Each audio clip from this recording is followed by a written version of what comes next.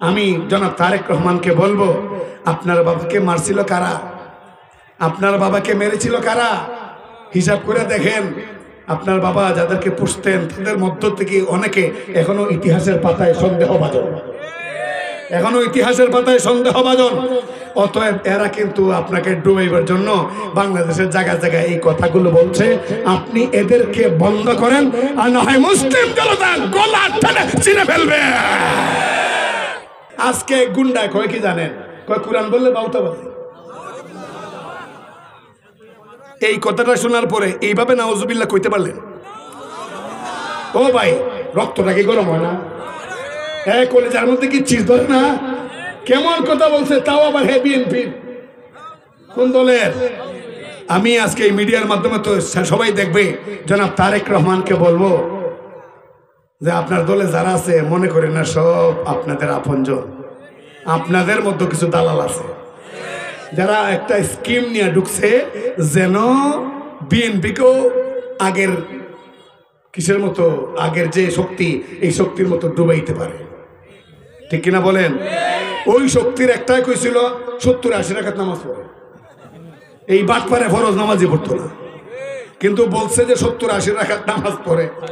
আর এখন এসে বলতেছে একটাই কোরআন বললে বাউতাবাজি। কিছুদিন আগে আরেকটা, এটার মাথা নষ্ট, ওইটা বলতেছে হুজুররা ওয়াজ মাহফিল করে, এগুলো সব ধর্ম ব্যবসা। আমি তো এমন বাংলাদেশ চাইছিলাম না, আমি তো এমন বাংলাদেশ চেয়েছিলাম যে এই বাংলাদেশে গান হবে, নাচ হবে, ডান্স হবে, এরপর জুয়া হবে, মানে সব কিছু থাকবে। ওয়াজ মাহফিল হবে, আবার মিলাদ মাহফিল হবে, নাচ গান সবই হবে, আবার ওয়াজ মাহফিল হবে। আমি জনাব তারেক রহমানকে বলবো, আপনার বাবাকে মারছিল কারা? আপনার বাবাকে মেরেছিল কারা? হিসাব করে দেখেন। আপনার বাবা যাদেরকে পুষতেন তাদের মধ্য থেকে অনেকে এখনো ইতিহাসের পাতায় সন্দেহভাজন, এখনো ইতিহাসের পাতায় সন্দেহভাজন। অতএব এরা কিন্তু আপনাকে ডুবাইবার জন্য বাংলাদেশের জায়গায় জায়গায় এই কথাগুলো বলছে। আপনি এদেরকে বন্ধ করেন, আর না হয় মুসলিম জনতা গলা টেনে ছিঁড়ে ফেলবে। কত জঘন্য কথা! কোরআন বললে বাউতাবাজি। এর ঠ্যাং টুং ভেঙে ফেলা দরকার ছিল। ইতিমধ্যে এর ঠ্যাং হাত হাঁটু ভেঙে ওরে রাস্তার মুড়ের মধ্যে এর টানায় রাখা দরকার ছিল। বলতে কিনা? আমি আল্লামা অলিপুরি হুজুর দামাত বারকাতুহুমের সাথে এই বিষয়ে অবশ্যই আমি কথা বলবো, অবশ্যই পরামর্শ করব। ইসলামী সংগ্রাম পরিষদের পক্ষ থেকে ওর বিরুদ্ধে আন্দোলন হবে যদিও ক্ষমা না চায়। ونعوذ بالله من شرور أنفسنا ومن سيئات أعمالنا من يهده الله فلا مضل له ومن يضلله فلا هادي له ونشهد أن لا إله إلا الله وحده لا شريك له ونشهد أن سيدنا وسندنا وحبيبنا ومولانا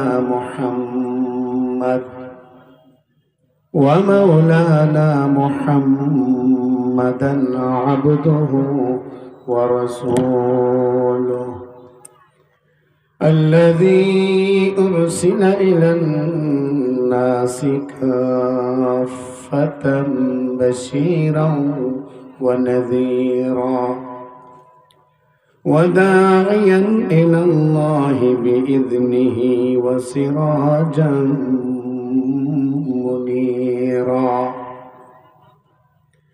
أما بعد فأعوذ بالله من الشيطان الرجيم بسم الله الرحمن الرحيم ظهر الفساد في البر والبحر بما كسبت أيدي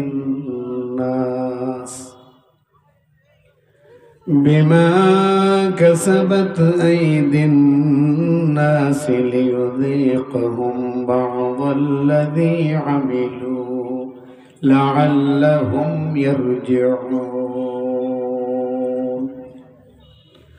وقال النبي صلى الله عليه وسلم فارتقبوا عند ذلك ريحا حمراء وزلزلة وخسفا ومسخا وقذفا وآيات تتابع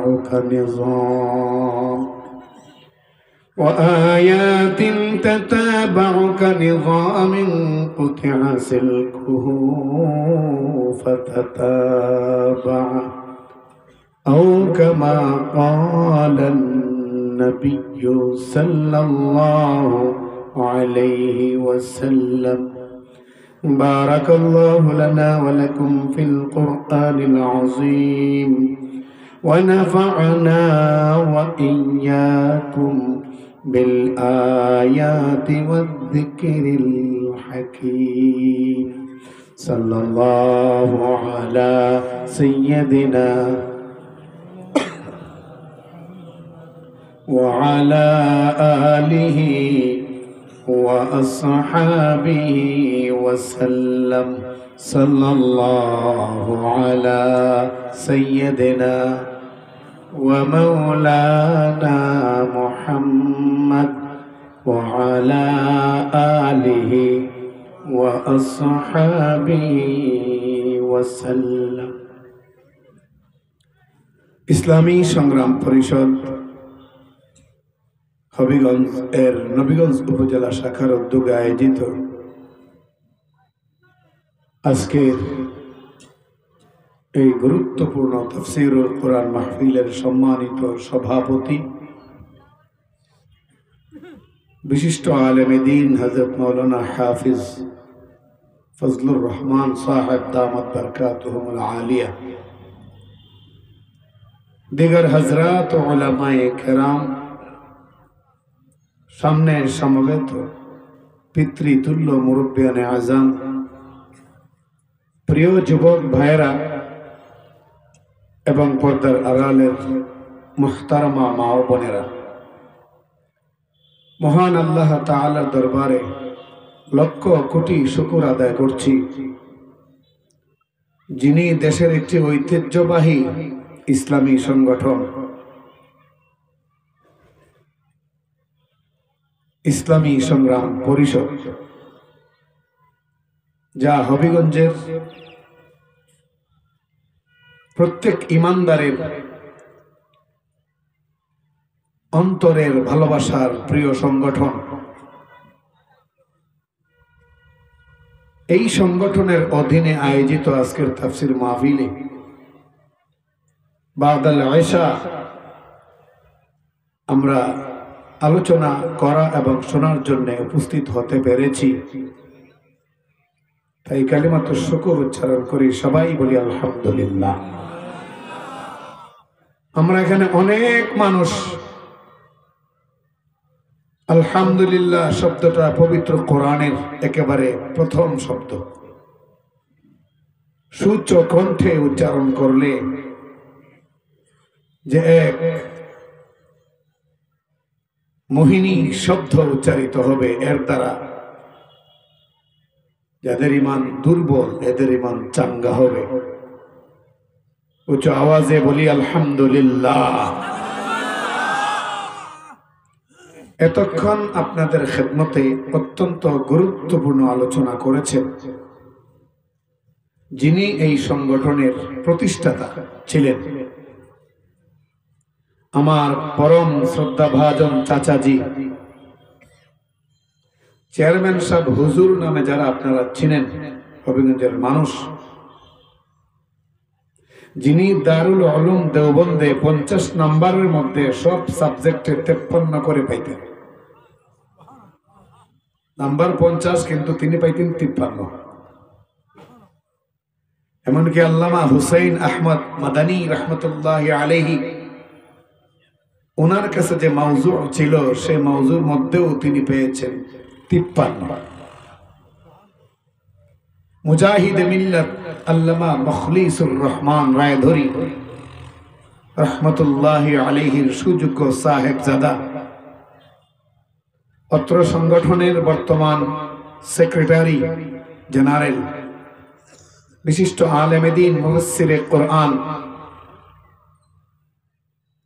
28 পঞ্চায়েতের সম্মানিত মুরব্বী, কওমি মাদ্রাসা বোর্ড হবিগঞ্জের সম্মানিত সদস্য সচিব সেক্রেটারি হযরত মাওলানা আবু সালেহ সাদি দামাত বরকাতুহু খুবই গুরুত্বপূর্ণ আলোচনা করেছেন, ঈমান জাগা নিয়ে আলোচনা। এবং আমার পরপরই আপনাদের সামনে অনেক খ্যাতিমান উলামায়ে কেরাম আসবেন। বিশেষ করে আজকের মাহফিলের যিনি মধ্যমণি, আমাদের ইসলামী সংগ্রাম পরিষদের বর্তমান সভাপতি, আমির, মুনাজিরে আজম, খতিবে মিল্লাত, শাইখুত তাফসীর, শাইখুল হাদিস আল্লামা নুরুল ইসলাম অলিপুরি দামাত বরকাতুহু হুজুর আজ সমাপনী বক্তব্য রাখবেন আপনাদের সামনে। খুশি না? তো খুশির খুশিকে এইভাবে বলেনি, আলহামদুলিল্লাহর মাধ্যমে একটু আওয়াজটা বাড়ায় দেন। একসাথে বলেন না আমার সাথে, আলহামদুলিল্লাহ। আমি অনুরোধ করব মাঠের আনাচে কানাচে যারাই আছেন, যেহেতু তাফসিরুল কোরআন মাহফিল, কোরআনের মাহফিল, বাস্তবে কোরআন কাগজের জিলদ অজু ছাড়া হাতে নেওয়া যায় না, সম্মান করতে হয়, মাঝে মধ্যে চুমু দিতে হয়, এমনকি তিলাওয়াতের সময় উচ্চ কণ্ঠে আর কোনো কথা বলাও যায় না, নিরবচ্ছিন্ন ভাবে তিলাওয়াত শুনতে হয়। সেখানে কোরআনের ব্যাখ্যা বিশ্লেষণ হচ্ছে। এই অবস্থায় যদি এই প্রোগ্রামকে অবহেলা করে কিংবা কোনোভাবে সম্মান কম দিয়ে কেউ যদি কোনো পরিবেশ দাঁড় করান, এটা কিন্তু যে এমনটা করবেন তার জন্য দুর্ভাগ্য। বলেন ঠিক কিনা? এটা তার জন্য দুর্ভাগ্য। এজন্য আমার অনুরোধ থাকবে, মাহফিলেরও আদব আছে না? মাহফিলের কোনো আদব নাই? আদব আছে না নাই? মাহফিলেরও আদব আছে। তো আপনারা বসছেন, আলহামদুলিল্লাহ, যথেষ্ট আদব রক্ষা করেছেন। শুধু একটু একটু ফাঁকা জায়গা আছে, বন্ধ করলে পুরা আদব রক্ষা হয়ে যাবে, আর পুরা ফজিলত নাযালাত আলাইহিমুস সাকিনার মাধ্যমে নাজিল হয়ে যাবে ইনশাআল্লাহ। আপনারা ফাঁকা জায়গাটা বন্ধ করে বসে একটু পিছন দিকে এসে অন্যরা বসে যাবে। আপনারা অন্তত মাহফিলের আদবটা রক্ষা করার জন্য উদ্বোধনকারী হয়ে যান, দেখবেন ইনশাআল্লাহ নেকির পাল্লা ভারী হয়ে যাবে। আগায় বসে ছড়িয়ে ছিটিয়ে বড় মাহফিল দেখানোর দরকার নেই। আদব রক্ষা করে বসি তো আল্লাহ পাক তার বান্দাদেরকে এখানে হাজির করে দিবেন ইনশাআল্লাহ। বলেন। আমি আপনাদের খেদমতে পবিত্র কোরআনুল কারীমের সূরা রুম থেকে একটি আয়াতে কারিমা তেলাওয়াত করেছি। বর্তমান প্রেক্ষাপটের উপরে আমাকে আলোচনা করার জন্য একটু অনুরোধ করা হয়েছে। পাশাপাশি উলামায়ে কেরামের বর্তমান কি ভূমিকা হবে, কি দায়িত্ব হবে, কারণ উলামায়ে কেরাম তো নবীর ওয়ারিস। কি বলেন আপনারা? কোনো সন্দেহ আছে? উলামায়ে কেরামকে যারা সহ্য করতে পারে, এদের জন্যই তো আল্লাহ পাকের সুসংবাদ, এদের জন্যই তো পয়গম্বর আলাইহিস সালাম বলেছেন, কুন আলিমান আও মুতাআল্লিমান আও মুস্তামিআন আও মুহিব্বান ওয়ালা তাকুন খামিসান ফাতাহলিক। যারা আলেম ওলামাকে সহ্য করতে পারে, এদের জন্যই জান্নাত, এদের জন্যই সুসংবাদ, এদের জন্যই সম্মান।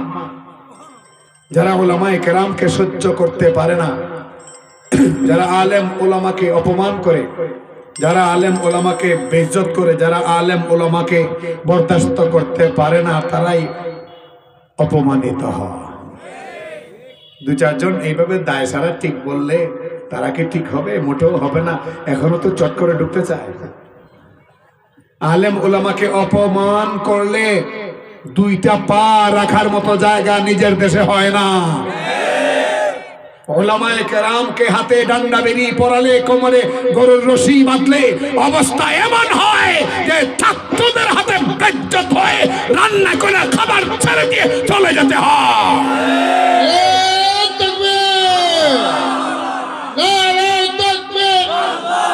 ইসলামী সংগ্রাম পরিষদ তকবীরের সিস্টেম আছে, সব তকবীর একরকম না, সব পরিস্থিতির তকবীর একরকম হয়। নারায়ে তাকবীর। এখনো অনেকে জবান করতেছে না, মুরব্বী যারা কয়দিন আর বাঁচবেন ওই আল্লাহ আকবার ধ্বনি দেওয়ার মাধ্যমে যদি কিছু একটা ওইয়া জায়গায় শহীদের মর্যাদা বলেন। নারায়ে তাকবীর।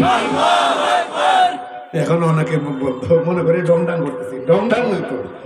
আল্লাহ আকবার মানে কি? আল্লাহ সবচেয়ে, যখন আপনি সর্বোচ্চ শক্তি আর মহব্বত এক জায়গায় করে বলবেন আল্লাহ তুমি সবার বড়, তো আল্লাহ আপনাকে সবচেয়ে বড় মর্যাদাটা দুনিয়া দান করবেন। নারায়ে তাকবীর, নারায়ে তাকবীর, নারায়ে তাকবীর। দিন ইসলাম, দিন ইসলাম জিন্দাবাদ, জিন্দাবাদ। দিন ইসলাম, দিন ইসলাম। কোরআন সুন্নাহর আলো সারা দুনিয়ায় জালো। রাগ করছেন? আলী ওলামার শত্রুরা হুশিয়ার সাবধান, কোরআনের শত্রুরা ওলামাদের শত্রুরা।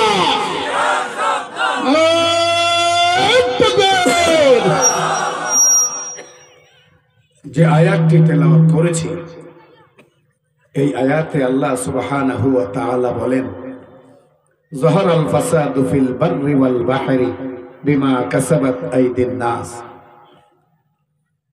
এই পৃথিবীতে, এই ভূখণ্ডে জল ভাগে আর স্থল ভাগে যত ফাসাদ দেখা দেয়, ফাসাদ আরবি শব্দ, বাংলায় শুদ্ধ শব্দ হইল বিপর্যয়।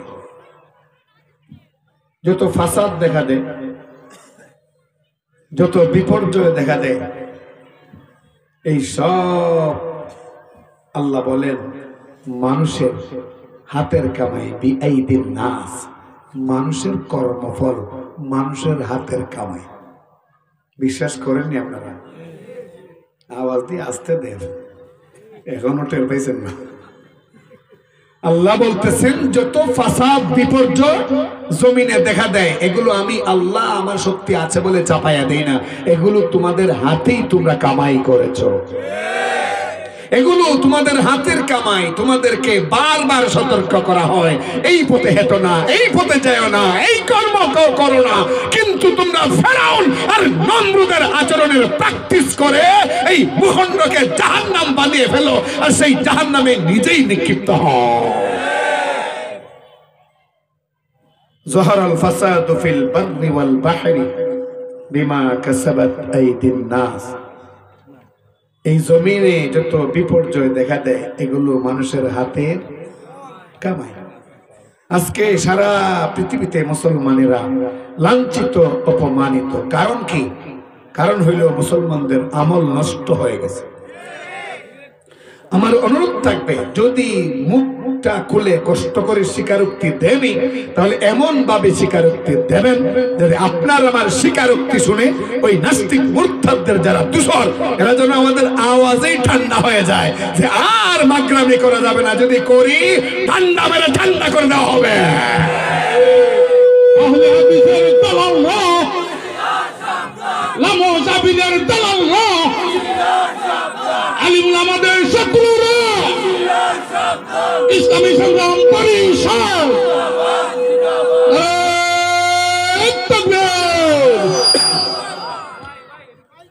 সারা দুনিয়াতে আজকে মুসলমানরা লাঞ্ছিত, অপমানিত। কারণ কি?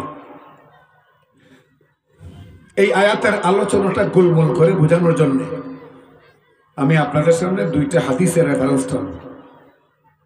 এই দুইটা হাদিসের রেফারেন্স এর বিবরণ দেওয়ার মাধ্যমেই বয়ান শেষ হয়ে যাবে ইনশাআল্লাহ। আজকে লম্বা চওড়া দীর্ঘ বয়ান এখানে করার সুযোগ নেই, কারণ এটা আমাদের সংগঠন, উলামায়ে কেরাম আসছেন। হযরত মাওলানা লুৎফর রহমান ফরাইজি সাহেব তিনি অপেক্ষমান, বয়ান করবেন। তারপরে আমরা মুনাজির আজমের বয়ান তো শুনবই ইনশাআল্লাহ। শুধু বয়ানই আজকে শুনবো না, আজকে আমরা অলিপুরি হুজুরের বয়ান শোনার মাধ্যমে আমাদের অঙ্গভঙ্গি দ্বারা হুজুরকে আমরা আশ্বস্ত করব, বুঝিয়ে দেব হুজুর এই হবিগঞ্জে, অন্তত এই হবিগঞ্জে যখন যে পরিস্থিতিতে আপনি আহ্বান করবেন আমরা সব সময় আপনার সাথে রাজপথে থাকতে রাজি আছি। এতে করে যদি স্ত্রীকে বিধবা করতে হয়, সন্তানকে এতিম করতে হয়, আমরা আপনার সাথে আছি, নির্ভয় আপনি আমাদেরকে আহ্বান করবেন। ঠিক কিনা বলেন? থাকবেন তো সবাই হুজুরের সাথে? হুজুরের সাথে সবাই যদি থাকি তাহলে অবশ্য আল্লাহ থাকবেন আমাদের সাথে। মুহতারাম হাজিরিন, কেন আজকে এই বিপর্যয়, এত মুসিবতে আমরা কেন 70 বছর পর্যন্ত যুদ্ধ চালিয়ে হাজারো লাখো মানুষ শহীদের পরে আফগানিস্তানে উলামায়ে কেরাম ক্ষমতায় আসলো এত লাশের উপর দিয়া,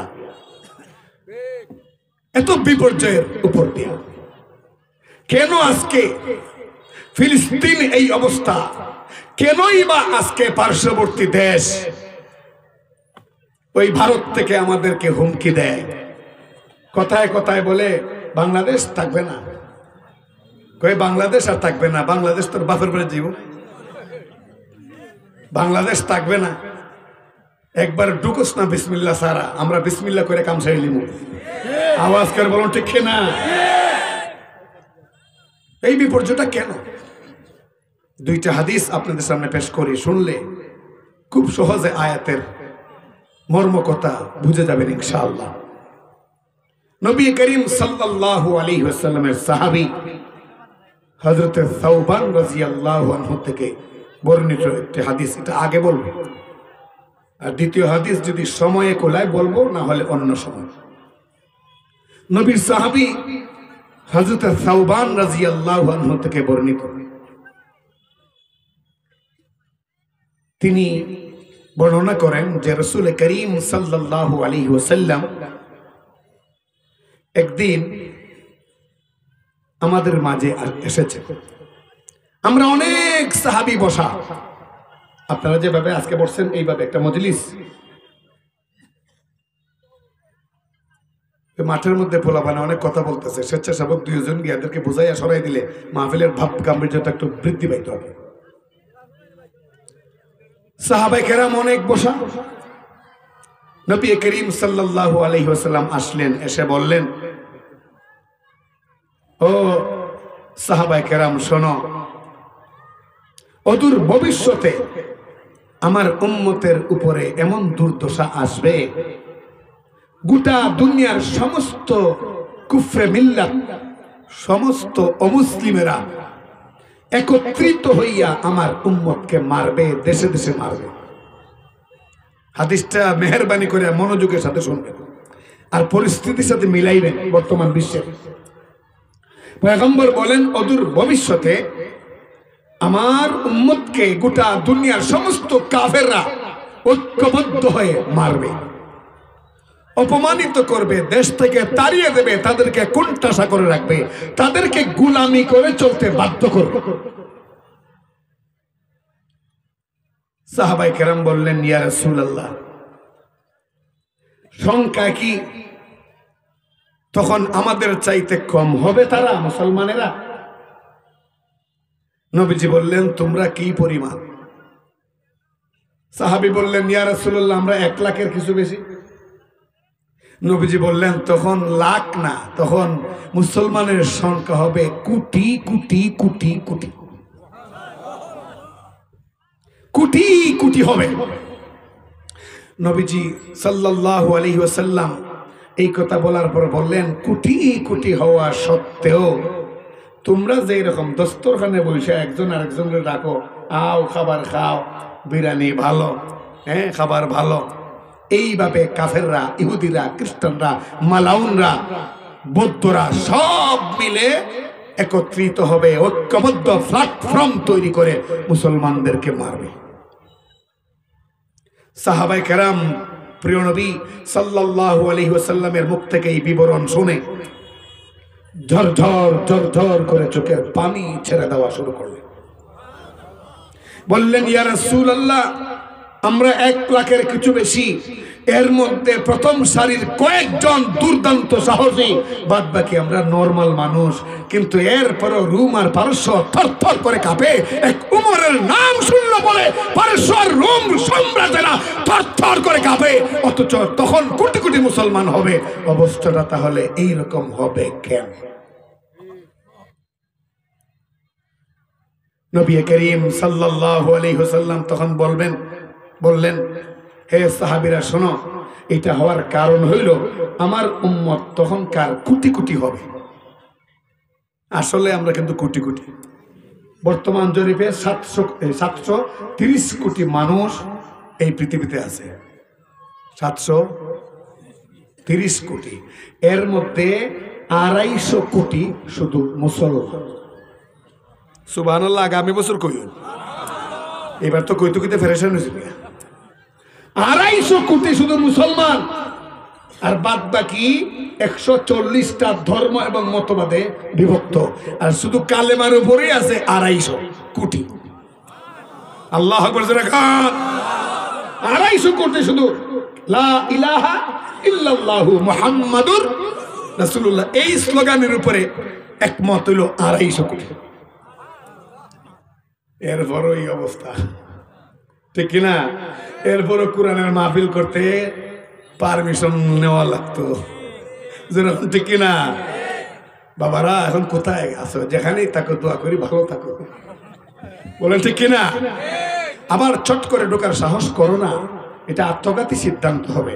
কারণ মানুষ আগে তো শুধু ছাত্ররা কামড়া গড়াইছে, এখন মজদুর কৃষকেরাও কুদালার দা রেডি করে তুলছে। যারা শুধু পালিয়ে গেছে তারা নয়, যারা আছে এরা যদি পালিয়ে যাওয়া মানুষের চরিত্র গ্রহণ করে, তাদেরকেও একদম সঠিক পথে আনবার জন্য দেশের কৃষক মজদুররাও এখন রেডি। মুহতারাম হাজিরিন, 250 কোটি মুসলমান পৃথিবীতে, তারপরে 247টা দেশ আছে গোটা দুনিয়ায়। কয়টা দেশ? 247টা দেশ আছে দুনিয়ায়। এই 247টা দেশের মধ্যে 57টা দেশ এককভাবে মুসলমানরা চালায়। অর্থাৎ এই 57টা দেশে প্রধানমন্ত্রী মুসলমান, রাষ্ট্রপতি মুসলমান, সচিবেরা মুসলমান, মন্ত্রীরা মুসলমান, এমপিরা মুসলমান। এত বিপুল পরিমাণে রাষ্ট্র অন্য কোন ধর্মের অনুসারীদের অধীনে নাই। শুধু তাই না, যত খনিজ সম্পদ আছে, খনিজ সম্পদ বলতে লোহা, সোনা, গ্যাস, তেল, এগুলো 100 ভাগ করলে 60 ভাগ মুসলমানদের অধ্যুষিত জমিনের নিচে। এরপরও আজকে মুসলমানদের এই অবস্থা। সাহাবায়ে কেরাম প্রশ্ন করলেন, ইয়া রাসূলুল্লাহ, এত বিপুল পরিমাণে মুসলমান থাকবে তখন এক একটা জামে মসজিদে জুমার দিন হাজার হাজার মুসল্লি হয়ে যাবে, এক একটা মাদ্রাসার অধীনে হাজার হাজার মুসলমানেরা ঐক্যবদ্ধ থাকবে, এরপরও এই অবস্থা কেন? পয়গম্বর আলাইহিস সালাম বললেন, কারণ হলো তাদের অন্তরে তখন ওয়াহাম ঢুকে যাবে। ওয়াহাম, ওয়াহাম, ওয়াহাম, ওয়াহামিম, ওয়াহাম, আরবি শব্দ। ওয়াহাম ঢুকে যাবে, ওয়াহাম। সাহাবায়ে কেরাম প্রশ্ন করলেন, ইয়া রাসূলুল্লাহ, ওয়াহাম কোন জিনিসের নাম, যেই জিনিসটা মুসলমানদের অন্তরে জায়গা দেওয়ার কারণে এই অবস্থা হবে? মুসলমানদের অন্তরে জায়গা দেওয়ার কারণে 60 ভাগ খনিজ সম্পদের মালিক থাকা সত্ত্বেও 57টা দেশ মুসলমানরা চালাইলেও, গোটা দুনিয়ায় 250 কোটি মুসলমান হইলেও, এরপরেও কেন এই অবস্থা হবে যে মক্কা মদিনা পর্যন্ত আমেরিকার ইশারায় চলবে? ঠিক না? নবী করিম সাল্লাল্লাহু আলাইহি ওয়াসাল্লাম বললেন, ওয়াহাম 2টা জিনিসকে বলে। এই ওয়াহামের ব্যাখ্যা 2টা। 1 নাম্বার হুব্বুদ দুনিয়া, 2 নাম্বার ওয়া কারাহিয়াতুল মাউত। ওয়াহাম মানে 2টা জিনিস। প্রথমটা হলো হুব্বুদ দুনিয়া, দুনিয়ার মহব্বত ঢুকে যাবে আমার উম্মতের অন্তরে, আর এই দুনিয়ার মহব্বতটাই উম্মতের ঈমানকে দুর্বল করার সবচেয়ে বড় হাতিয়ার। দুনিয়ার মহব্বত মানে কি? টাকার মহব্বত, বাড়ির মহব্বত, সম্পদের মহব্বত, নেতৃত্বের মহব্বত, পদের মহব্বত, চেয়ারের মহব্বত, ব্যাংকের ক্যাশ ব্যালেন্সের মহব্বত, জায়গা জমির মহব্বত। আমার উম্মতের অবস্থা এমন হবে যে এরা একটা সংগঠনের পদ ভাগায় নেওয়ার জন্য, একটা চেয়ারে বসবার জন্য এরা মুনাফিক হয়ে যাবে, এরা ঈমান পর্যন্ত বিক্রি করে দেবে। এরা মুসলমানের সন্তান হওয়ার পরেও হিন্দুদের দুর্গা পূজায় গিয়া দুর্গা দেবীর নামে আশীর্বাদ করবে। এদের ঈমান বিক্রি করে দেবে, ঈমানের কোনো তেজ থাকবে। আল্লাহু আকবার। এক নাম্বার হব্বত দুনিয়া। এদের দুনিয়ার মহব্বত মারাত্মকভাবে অন্তরকে একেবারে ঠাসা করে ফেলবে। অন্তরের ভিতর খালি দুনিয়ার মহব্বত, দুনিয়ার মহব্বত, দুনিয়ার মহব্বত। এমনকি আমার উম্মতের মধ্যে কোরআন হাদিস শিখা এরকম কিছু মানুষ, আলেম উলামা, এরাও কিন্তু এই রোগে আক্রান্ত হয়ে যাবে। এই রোগে আক্রান্ত হয়ে যাবে। এরা ইলম শিখবে কিন্তু দিনের জন্য নয়। দিন, এরা ইলম শিখবে দিনের জন্য নয়, বরং ইলম শিখবে দালালি করবার জন্য। ঠিক দিয়ে আসতে বলেন, টের পাইছেন না? এখন বিগত 16 বছরে 16 জন নয়, বিগত 16 বছরে শুধু 16 জন নয়, হিসাব করলে 16-17 2000-এর অধিক দালাল মৌলবী এই বাংলাদেশে কাজ করেছে, যার কারণে আল্লামা মামুনুল হক সহ অসংখ্য আলেমের হাতে হ্যান্ডকাপ লাগানো হয়েছিল। সুচ্চার থাকা দরকার, সাবধান থাকা দরকার। ভুলে গেলে চলবে না, ভুলে গেলে চলবে না। এই দেশে আলেমরা যে বিপদে পড়েছে, এর পিছনে ওই নাস্তিক মুরতাদদের সাথে একটা দল ছিল, আলেম নামধারী কিন্তু হাদিসের পরিভাষায় উলামায়ে সু। এই উলামায়ে সু এখনো আছে, ঘাপটি মেরে আছে, ঘাপটি মেরে আছে। এরাই তাবলীগের মধ্যে ঢুকে হক্কানিয়তের তাবলীগকে নিষিদ্ধ করে ওদের বাতিল পন্থাকে জমিনে প্রতিষ্ঠা করার অপচেষ্টা তারা করছে। এরা উলামায়ে সু। এক হাদিসে পয়গম্বর বলছেন, জমিনের সবচেয়ে নিকৃষ্ট প্রাণী ওই আলেম যে আলেম দুনিয়াদার, ওই আলেম যেই আলেম মুসলমানদের বিরুদ্ধে কাজ করে, ওই আলেম যে আলেম উলামায়ে সু, মুসলমানদের ঐক্য নষ্ট করে, ওই আলেম যে আলেম সামান্য স্বার্থের জন্য নিজের সবকিছু বিসর্জন দেয়। সমাজে আছে না নাই? আছে না নাই? একটা জিলাপির লাগি, 3 পেসের একটা জিলাপির লাগি হাজার হাজার মুসলমানদেরকে বিভক্ত করে রাখে। আসেনি এমন মৌলবী? আসেনি এমন মৌলবী যেটা শিরিক, যেটা কুফর, যেটা বেদাত, এমন আকীদা রাসূলুল্লাহর শানে এসকের ফলগুদারা হিসেবে প্রচার করিয়া লক্ষ লক্ষ মুসলমানদের ঈমানকে ধ্বংস করছে। এত আস্তে ঠিক কেন লাগে বলতেছেন আমি বুঝি না। আপনারা কি ভয় পাচ্ছেন কাউকে? আরো কি ভয় পাওয়ার সময় আছে? আরো কি কাউকে গণনা করার সময় আছে? এখন উলামায়ে কেরাম ঐক্যবদ্ধ হওয়ার পথে অল্প দিনের মধ্যেই ইনশাআল্লাহ আপনারা ঐক্যবদ্ধ প্ল্যাটফর্মের নতুন নাম শুনতে পারবেন। আমি প্রচন্ড আশাবাদী। যেভাবে উলামায়ে কেরামের মধ্যে মিটিং চলছে, পরামর্শ চলছে, প্রচন্ড আশাবাদী অল্প দিনের মধ্যে আপনারা উলামায়ে কেরামের ঐক্যবদ্ধ একটা প্ল্যাটফর্মের নাম আপনারা শুনতে পারবেন। কলিজা ঠান্ডা হবে ইনশাআল্লাহ। উলামায়ে কেরাম অঙ্গীকারবদ্ধ হয়েছেন বাংলাদেশে, এই বাংলাদেশের 56,000 বর্গ কিলোমিটারের মধ্যে আর দ্বিতীয়বার কোন স্বৈরাচারকে মাথা উঁচু করে দাঁড়াতে দেবেন আলেমরা। সাতপন্থীদের দালালরা হুঁশিয়ার সাবধান, উলামায়ে সুদের দালালরা, সাতপন্থীদের দালালরা হুঁশিয়ার সাবধান।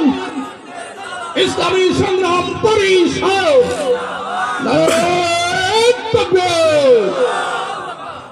ওয়াহাম ঢুকে যাবে। পয়গম্বর বললেন তাদের অন্তরে ওয়াহাম ঢুকবে, এই কারণে পরিস্থিতি। সাহাবায়ে কেরাম প্রশ্ন করলেন ওয়াহাম কি? পয়গম্বর বললেন হুব্বুদ দুনিয়া ওয়া কারাহিয়াতুল মাউত। দুনিয়ার মহব্বত অন্তরে ঢুকে যাবে মুসলমানদের।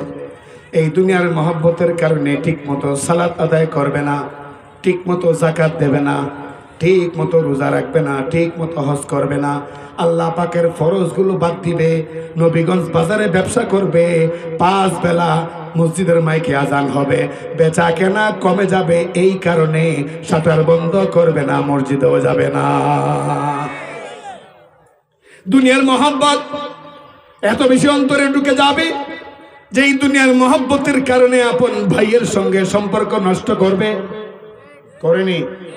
করেনি যেইভাবে আসতে কোন বোঝা যায় আপনারা মদিনার মসজিদের নবীর ফিসের গল্লিটাতে বসবাস করেন, কিচ্ছু বুঝেন না, কিচ্ছু জানেন না, করো শান্তিতে আসেন। আপনাদের এই নবীগঞ্জেও তো খবর দেখি মাঝে মধ্যে ভাইয়ে ভাইয়ে এমনকি মার্ডার পর্যন্ত হয়ে যায়। দুনিয়ার মহব্বত ঢুকে যাবে, আর এই দুনিয়ার মহব্বতের কারণে, পদ পদবীর কারণে সংগঠনে বড় উঁচা চেয়ার লাভের জন্য খতিব সাহেবের সঙ্গে বেয়াদবি করবে, আলেমের মিছিল বন্ধ করে দেবে, ওয়াজ মাহফিল বন্ধ করে দেবে, ওয়াজের পবিত্র মঞ্চে গুন্ডামি শুরু করে দেবে। আজকে গুন্ডা কয় কি জানেন? কয় কোরআন বললে বাউতাবাজি। এই কথাটা শোনার পরে এইভাবে নাউজুবিল্লাহ কইতে পারলেন? ও ভাই, রক্তটা কি গরম হয় না? হ্যাঁ, কলেজার মধ্যে কি চিজ ধরে না? কেমন কথা বলছে, তাও আবার হে বিএনপির কোন দলের? আমি আজকে এই মিডিয়ার মাধ্যমে তো সবাই দেখবে, জনাব তারেক রহমানকে বলবো যে আপনার দলে যারা আছে মনে করেন না সব আপনাদের আপনজন, আপনাদের মধ্যে কিছু দালাল আছে যারা একটা স্কিম নিয়ে ঢুকছে যেন বিএনপিকেও আগের কিসের মতো, আগের যে শক্তি, এই শক্তির মতো ডুবাইতে পারে। ঠিক কিনা বলেন? ওই শক্তির একটাই কইছিল 70-80 রাকাত নামাজ পড়ে, এই বাটপারে ফরজ নামাজই পড়তো না, কিন্তু বলছে যে 70-80 রাকাত নামাজ পড়ে। আর এখন এসে বলতেছে একটাই কোরআন বললে বাউতাবাজি। কিছুদিন আগে আরেকটা, এটার মাথা নষ্ট, ওইটা বলতেছে হুজুররা ওয়াজ মাহফিল করে, এগুলো সব ধর্ম ব্যবসা। আমি তো এমন বাংলাদেশ চাইছিলাম না, আমি তো এমন বাংলাদেশ চেয়েছিলাম যে এই বাংলাদেশে গান হবে, নাচ হবে, ডান্স হবে, এরপরে জুয়া হবে, মানে সব কিছু থাকবে, ওয়াজ মাহফিল হবে, আবার মিলাদ মাহফিল হবে, নাচ গান সবই হবে, আবার ওয়াজ মাহফিল হবে। আমি জনাব তারেক রহমানকে বলবো, আপনার বাবাকে মারছিল কারা? আপনার বাবাকে মেরেছিল কারা? হিসাব করে দেখেন। আপনার বাবা যাদেরকে পুষতেন তাদের মধ্য থেকে অনেকে এখনো ইতিহাসের পাতায় সন্দেহভাজন। অতএব এরা কিন্তু আপনাকে ডুবাইবার জন্য বাংলাদেশের জায়গায় জায়গায় এই কথাগুলো বলছে। আপনি এদেরকে বন্ধ করেন, আর না হয় মুসলিম জনতা গলা টেনে ছিঁড়ে ফেলবে। কত জঘন্য কথা! কোরআন বললে বাউতাবাজি। এর ঠ্যাং টুং ভেঙে ফেলা দরকার ছিল। ইতিমধ্যে এর ঠ্যাং হাত হাঁটু ভেঙে ওরে রাস্তার মুড়ের মধ্যে এর টানায় রাখা দরকার ছিল। বলতে কিনা? আমি আল্লামা অলিপুরি হুজুর দামাত বারকাতুহুমের সাথে এই বিষয়ে অবশ্যই আমি কথা বলবো, অবশ্যই পরামর্শ করব। ইসলামী সংগ্রাম পরিষদের পক্ষ থেকে ওর বিরুদ্ধে আন্দোলন হবে যদিও ক্ষমা না চায়।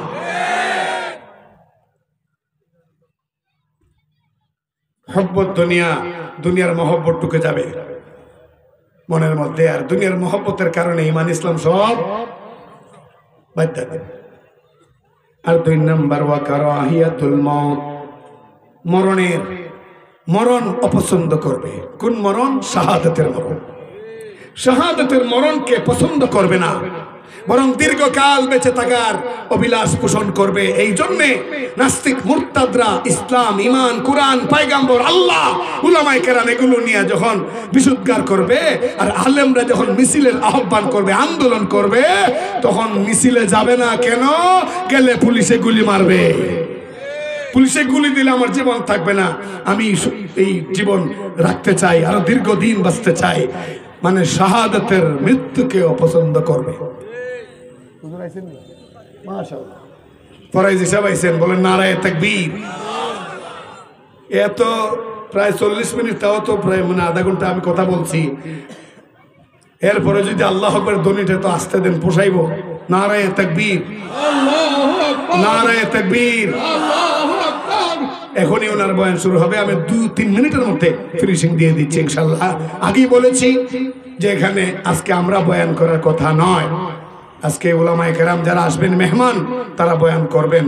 আমরা তো সব সময় আছি ইনশাল্লাহ, আপনাদের নবীগঞ্জ হবিগঞ্জ যেখানেই এই জেলার মধ্যে আমরা থাকবো, আমরা আছি, বয়ান করব, বয়ান শুনবো।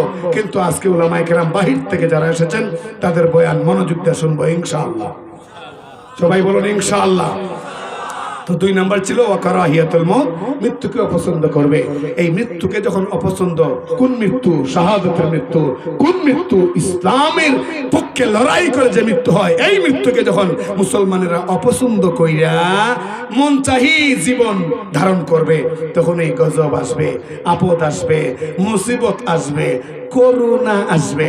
সারা জিন্দেগি হারিকেনের মধ্যে কেরোসিন দিলে বা আলো দিছে, জ্বলছে, মানুষ ঘরে ঘরে হারিকেন রাখছে, এখন ওই হারিকেন আইছে ঘূর্ণিঝড় হইয়া। আওয়াজ করে বলুন ঠিক কিনা? সারা জীবন শুনেছেন যে কেউ ভালো কোনো কাজ করলে মানুষে বলে মাশাআল্লাহ অনেক খ্যাতি লাভ করেছো, অনেক সুনাম অর্জন করেছো, তুমি একজন সুনামি মানুষ। কিন্তু এখন সেই শব্দ এসেছে ঘূর্ণিঝড় হইয়া সুনামি। সব এলোমেলো।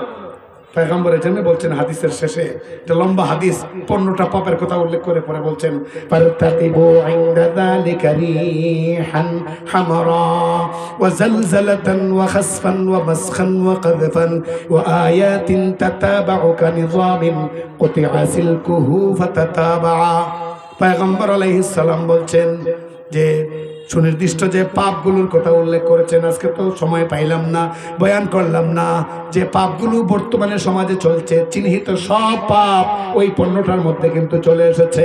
পয়গম্বর তখন বললেন এই পাপগুলো দিয়ে যারা নিয়মিত দিন কাটাবে, জীবনের সময়গুলো পার করবে, তখন তাদের উপরে এই মুসিবতগুলো আসবে। কি মুসিবত?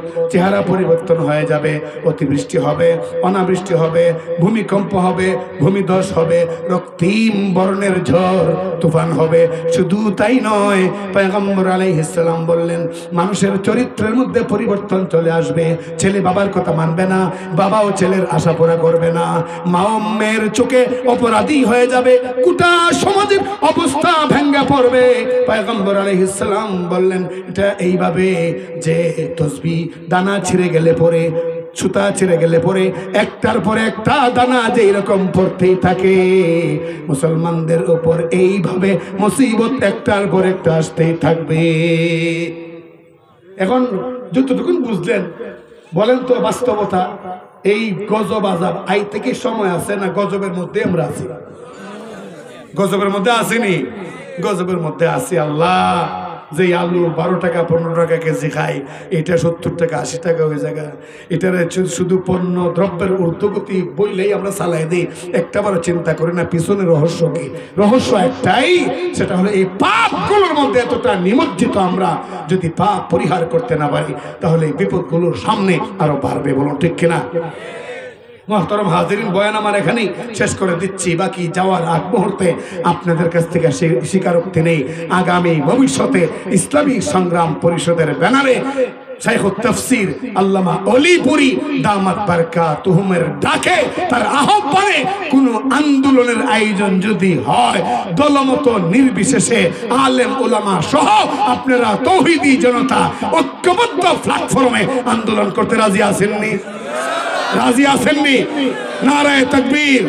একটু উঁচা আওয়াজে তাকবীর দেন। হুজুর কিন্তু অফিসে বসা, হুজুরের কানে কিন্তু আওয়াজ যাচ্ছে, হুজুরও যেন আমাদের কণ্ঠে অনুপ্রাণিত হন। নারায়ে তাকবীর, নারায়ে তাকবীর। দ্বীন ইসলাম, দ্বীন ইসলাম, ইসলামী সংগ্রাম পরিষদ, আল্লামা অলিপুরী, আল্লামা অলিপুরী, লুৎফুর রহমান ফরায়েজি। وآخر دعوانا أن الحمد لله رب العالمين.